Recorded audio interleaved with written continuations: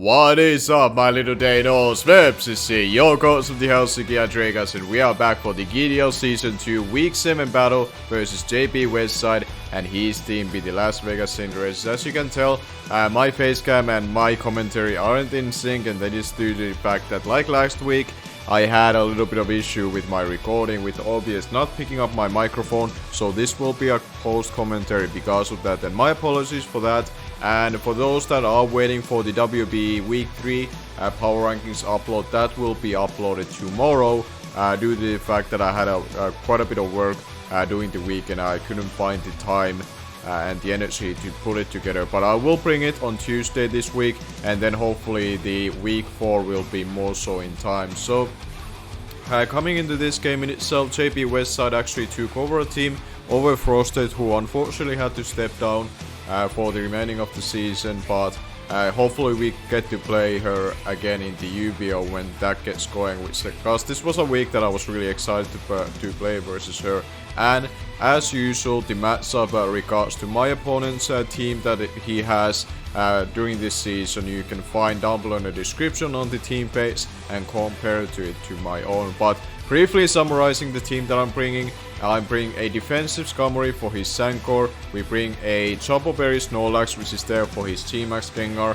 Then we have, I believe, 4 attacks my Oldismon, which is the Gmax Grimmsnarl. Then we have Choice Banded Dragapult, which looks really nice on this matchup. Then we have defensive Quillfish for the Weavile. And then we have Heracross, which was kind of wonky set, which I'm not gonna go into depth too much what it was there for, just in case if I want to keep that mindset to myself for the later part of it. It won't come into play in this battle in itself, what he brought in itself. So as a lead in itself, I was trying to debate that do I see anything else that I like more than Dragapult, but I'm gonna be very basic with this lead of choice. It's not something out of ordinary, but I figured that I didn't see too many bad matches for me to do it, and for those that I would potentially want to swap out versus, I always have an answer in the back. So I will do the Dragapult lead as usual, which might be kinda easy to see at this point already when you have a Dragapult on your roster, but we're gonna be jumping into it into this one. And the most that he brought, the one that surprised me was the Appleton, but I had things that I can deal with it, so I'm not too worried that he brought it.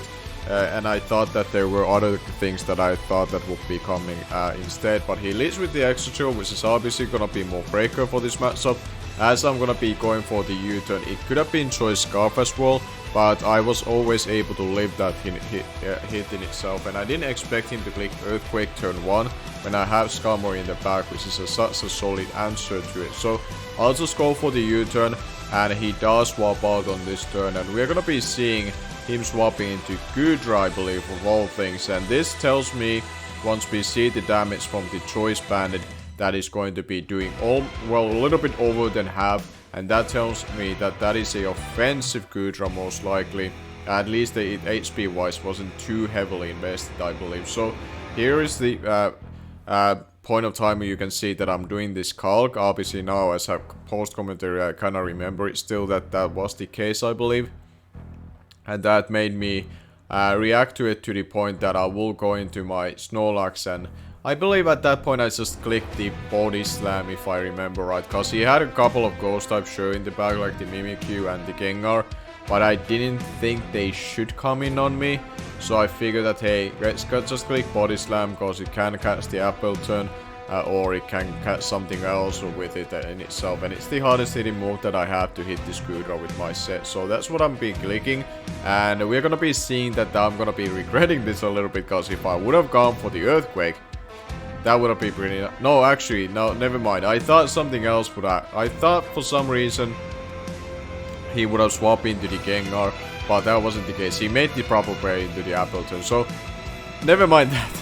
Never mind my wet potato-ness with my memory at that point. So I clicked the proper move and my opponent did the proper play going to his Appleton. So here I go into my Heracross, which in all intents and purposes I was hoping that I didn't make the stupid set that I did. which had its purpose, but it really is a dumb set that I made out of it. And you're gonna be seeing through its small set, but it's gonna be more that I'm willing to swap into this Appleton. And you're gonna be seeing through one. Now I actually know what. This is gonna be the following turn where I was thinking a little bit ahead that my opponent is gonna be swapping into something that I didn't think he would. And you're gonna be seeing that I carry both knockoff and toxic that I'm debating between to attack. Don't mind the last two moves, cause you're not gonna be able. Like, you're gonna look at that Heracross and you're like, why you're making this this kind of Heracross? Don't mind me, I always find my ways to make Restark work on something, even when you don't think it should be working on that thing. But on this turn, I'm clicking Toxic because I was thinking that he should not swap into his Ghost types on this thing. Even like Mimikyu doesn't want to break its disguise, and I think Gengar is such a big offensive threat to him for him to utilize, and it's his Gmax form. So if I would happen to go for a knockoff, that would just obliterate that thing on a switch. Little did I know that he was willing to swap into his Gengar. This doesn't work out for me, and if I went for the knockoff, there was a good chance I would have just killed this thing. Like, granted, he had the lead seed up, so he was able to gain health from that off the chance I clicked just the Mega Horn to hit the Appleton in front of me. But this was still a play that I was like somewhat okay with. Like, I didn't just click Toxic without having a backup plan for this Gengar. Obviously, I had the Snorlax in the back as in full health, and that's what I'm gonna be going into. If it has Focus Blast and tries to hit me with that, I have the Chopo Berry just for it, and then with the couple of Earthquakes I will be leaving it in a range for sure that Dragapult can finish it off no matter what move I would be clicking. And my opponent will be taking his sweet time here, I guess debating that do I go to this Snorlax at first or not as the initial swap, but I thought it would be super obvious that I didn't.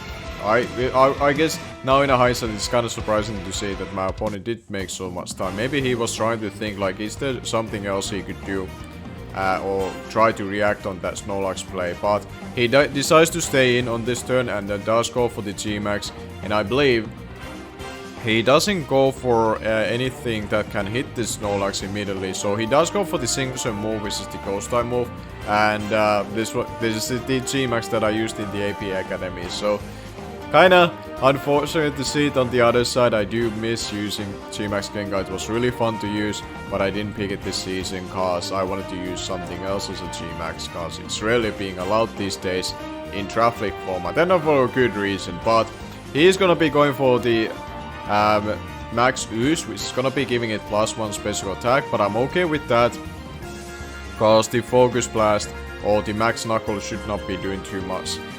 Thanks to my Chopo Berry, and then Earthquake should be killing it unless he's gonna be like I'm gonna be missing out on these rolls, but as you can see from the HP bar, it took him on the yellow side, so that should be right about half or below half. So we're gonna be going for the Earthquake, tank the hit just fine. He gains the attack boost for what it's worth from the Max Knuckle, but obviously he was just going for the most hard hitting move from his point of view if he didn't think I would have the Chopo Berry.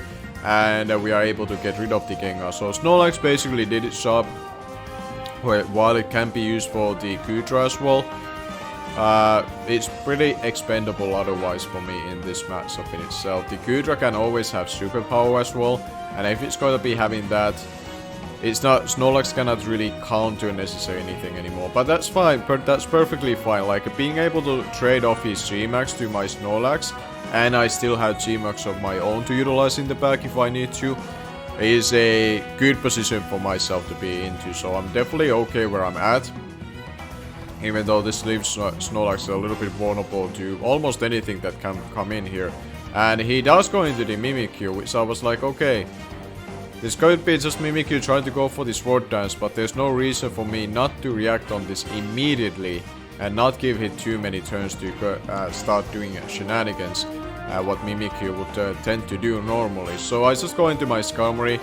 It's a little bit annoying cause if Skarmory would start to get weakened, that leaves me a little bit more vulnerable to the Heracross, but I was banking on that Skarmory can deal with it still just fine. But he doubles into the Kudra, kind of probably seeing this Skarmory being really obvious play, so this to me seemed like a play that, okay, you're doing this play so you can Thunderbolt slash Fire move on my Skarmory and eliminate it. But I go into my Snorlax and I expected one of those two moves to be the case, and he does go for the Fire Blast, and we're gonna be eating it just fine because we are thick fat. But this is the turn that if he does have this superpower, it can pick me off, but off the chance he doesn't have it, or I do happen to live it somehow, I went for the rest in itself, because I was max... I don't remember actually if I was max defense or not. No, I was definitely more special defensive oriented for the Gengar, so I don't think that there was necessarily any role at that matter, or that point of time, and I wasn't willing to like swap into my Dragapult to predict that shit, so I kinda let this Snorlax go down, and if he had it, I gave that kill. Snorlax going down should not matter too much. And here I'm kind of contemplating that who do I want to go into, and it's more so between Dragapult and Myodismon in all fairness, that which one I should be debating between. And this is where I go into the Dragapult, and after seeing how much the U-turn did last time, I know he's not Choice Scarf anymore, or even if he were, he would be locked into Superpower. But we saw that he went for Fire Blast and Superpower in 2 consistent turns, so there's no way he's locked into it anymore. So we get to go for the U-turn. Off the chance he would have preserved it, I can always react to it what he swaps into, and U-turn pick the kill on the Goodra, which is really nice that I get to kill this thing, because in all fairness I didn't actually have a proper switch into to a Goodra on my team, or what I had left, so him giving me that was actually really nice for me, and maybe something that my opponent could have tried to preserve, because Goodra still could have done a lot of work for him, and that was one of the big monsters that could have killed Skarmory. And speaking of it, Skarmory will be brought out because he doesn't really have much left that can beat this thing 1v1, and being the Extra Drill, being the V-Wall, being the Mimikyu and the Appleton. So 2 of the special attackers that could have been able to hit it are already dead, and here is where the Mimikyu comes in. This is where I'm like, okay, he might be just desperate, because literally he doesn't have any other choice, so he might try to set up.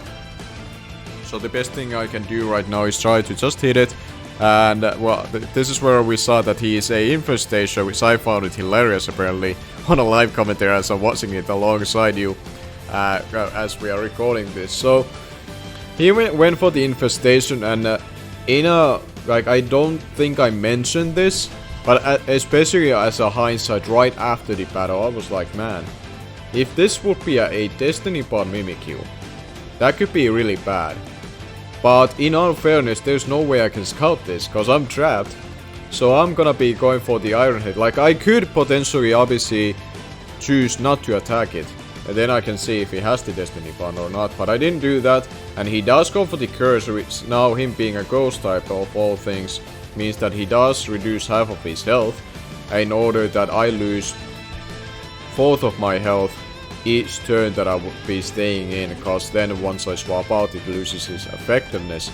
But it was an interesting prep. I think JBWestside mentioned to me after the battle that this was there to be able to beat Quagsire and the Snorlax 1v1, but thankfully it wasn't Destiny Ball, because now I'm able to keep my Skarmory still, and now he does go into the V-Wall on the following turn. And this is where I'm like, okay, well, the curse is affecting me, V-Wall came in, and I have Qwilfish in the back, which is only dedicated to this thing. Like, I brought this thing just to make sure that Skarmory doesn't have too much weight on its shoulders versus his physical attackers, and primarily the V-Wall. So I had the Qwilfish as a secondary wall on this team, and it's gonna be Paki Rocky Helmet, and he's gonna be going for the triple axle, which is pretty nice for me, because now I would get some extra chip damage on him, and I would be taking nothing from this, and he's definitely not Choice Bandit at this point. But luckily for him, he only gets 2 hits, and therefore is able to preserve his V-Wall around,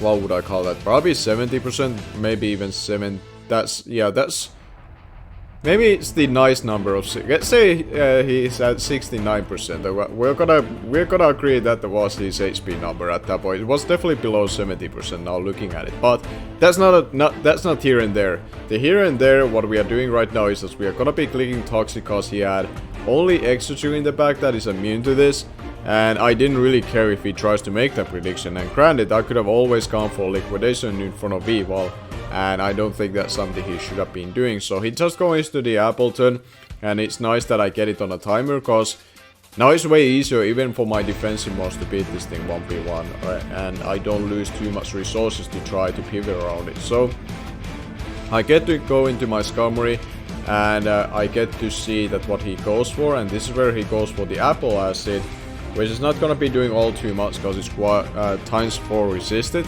and even though if I'm physically defensive, like it's not going to do too much on the first time. But the issue comes in that it always has the guarantee chance, or 100% chance to lower my special defense. Meaning that if he has like Draco Mini or Dragon Balls or anything like that, while they are still resisted, it's not ×4 resisted like the grass type moves are, and they're gonna be doing a lot. And therefore I thought that okay, there's no reason for me let my Skarmory to take that damage when it's so good versus his rest of the team. So I go into my Grimmsnarl thinking that it's going to be the Dragon type move that is coming into my way. But he goes for the Reflect, which I was like, that's not what I thought I would be seeing on that turn, but it worked out for him, because now he has the Reflect up just to be able to kind of not to be killed by my Grimmsnarl immediately. So due to that, I think I do swap into my either Heracross or Skarmory. I don't think I stay in because of the Reflect being up. I know that because his leftovers, that Reflect won't be up for too long. So it's not the worst case in the world, and him just sitting here with his Appleton means that he's gonna be racking more chip damage through the Toxic. I don't really mind him going for the Apple Acids because I have plenty of resist to that move, and it's clearly like a defensive Appleton in itself, so it's not gonna be doing too much damage to me. Like he's gonna be starting to losing more health than he's doing to me. Like look at that, the Toxic recall that he just took. Like that was definitely more than I took that turn myself. So I'm just pretty much freed up, still pivot arounding this thing and wait the Reflect to go away. And once the Reflect goes away, it means that Grimmsnarl can start beating things 1v1, Skarmory can beat the things 1v1, which is the most important. And pretty much, yeah, like just keeping the Reflect away is really nice for me, because I think pretty much my whole team currently, what I have left, all physical attackers. So this is where his choice of bringing a Reflect on this sort of works as an annoyance to me, but thankfully me having the Toxic landed on him through the Quillfish, it's able to keep myself in a beneficial position. Now I get to go for the Roost, which I definitely wanted to do when I'm like a bit starting to be below 50% of health. And again, Skarmory is just really good versus his team, but unfortunately this is kind of like the slower part of the battle, because we are kind of basically just waiting this Apple to finally drop to this Toxic. Like come on now, we have been sitting here for quite a bit. I know Appleton, you're quite a bulky guy, but every wall are weak to Toxic essentially, unless you're Poison type. So you should be dying sooner than later, and that's pretty close to be that. And the Reflect, I believe, is going to end. Like this is where I'm looking at the wrong side, like Wet Potato. There we go, there you how you check his Reflect. Don't run away from the battle, not at this point. Okay, so basically from that Wet Potato nest, I was able to figure out that he had only one turn of Reflect left, which means that now it's gonna be wear off, and I'm able to kill the Appleton at bare health that it even had left. And this means that Skarmory is in a phenomenal position, because now he had the V-Wall and he has the Exeggutor left. So basically I can beat either of them 1v1, if not both at the same time. And he does go to the Exeggutor first, which I was like, I feel like V-Wall would have been always the better choice, I guess, from the two. Not that either of them are great to beat a Skarmory with a body press. But he goes into Exeggutor, clicks the Shadow Claw, I guess just hoping for a crit and get some damage, so V-Wall maybe can kill it. He's pretty dire at this point for JBWestside, let's be honest. Yeah, so I just go for the body press. He's able to barely live it, but I'm just gonna be clicking it again. There's no reason really not to. Like at this point, as the battle is, there's no reason for me to do anything else with this Skarmory, so stay in, click the body press happily. Nothing can go wrong from here, cause once the Exeggutor goes down, it means the V-Wall has to come in. I know it's not choice banded, So after chance it's a sword dance set, there's definitely no reason for me to allow it to get that free attack off. It's always better for me to let this Gamori go down, worst comes to worst, if he happens to find a way to kill me. But at least I'm gonna be doing or attempt to try to do massive damage to him and basically killing him with this times 4 effective move with the body press. So he does go for this sword dance, hoping that I like swap into Quillfish, like that he has to do this play to get any kind of differential down at this point or having any chance of winning. But I click the body press because again, like, no reason not to. There's no reason for me to mess around this revolve, making sure that no matter what kind of set it was, it cannot make any kind of comeback from that, and that is going to be the game. Good game to JBWestside. It's a 5-4 win for me, so yeah, it's a rough game for him, but I think the matchup was really beneficial for me, so I don't really blame for JBWestside, and this probably means that he's out of the playoffs. But for ourselves, we are able to move into 6-1 and plus 18 differential, heading to week 8 when we play Ultra Player. And I'm actually, as I'm recording this, I'm gonna play him within an hour. And he's gonna be streaming that, I believe, as well. So that's gonna be a fun battle, but he's gonna be someone that is looking to make to the playoffs. And I will say this right now, I built that team within an hour for that. And yeah, stay tuned for tomorrow for the WB power rankings for the week 3. And next week when we go up against Ultra Player for the week 8 in the GDL season 2. Thank you all for watching, and I'm gonna be see you guys later.